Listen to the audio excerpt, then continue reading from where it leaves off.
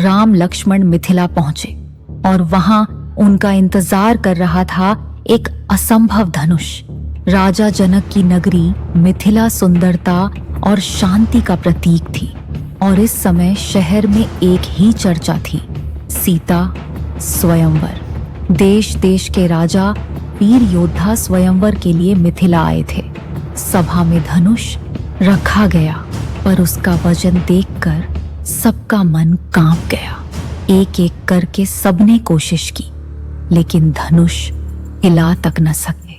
इसी बीच राम और लक्ष्मण गुरु विश्वामित्र के साथ जनक के महल पहुंचे। राजा जनक ने बड़े सम्मान के साथ उनका स्वागत किया। सुबह दोनों भाई पूजा के लिए फूल लेने राजा के बगीचे में गए। वहीं उनकी नजर राजा जनक की पुत्री सीता जी पर पड़ी, जो अपनी सखियों के साथ मां पार्वती की पूजा करने आई थीं। ये राम और सीता की पहली मुलाकात थी। सीता ने राम को देखा और उनका हृदय राम का ही होकर रह गया। राम भी सीता को देखते रह गए, जैसे समय रुक गया हो और आंखों ने आंखों से सब कुछ कह दिया हो।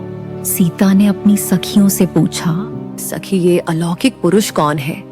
इनके मुख पर इतना तेज है, चेहरे पर इतनी कोमलता है। इन्हें देखकर ऐसा लग रहा है जैसे मेरा हृदय मेरा नहीं रहा। सुना है ये अयोध्या नरेश दशरथ के पुत्र हैं। राक्षसी ताड़का का वध करने के बाद यहाँ आ रहे हैं। सीता माँ पार्वती की मूर्ति के सामने जाकर प्रार्थना करने लगी। हे माँ, मेरी प्रार्थना स्वीकार करना। मुझे ऐसा पति मिले जो राम जैसा हो। और फिर आया स्वयंवर का दिन। सभा सज गई। धनुष सबके सामने रखा गया। सब असफल हो चुके थे।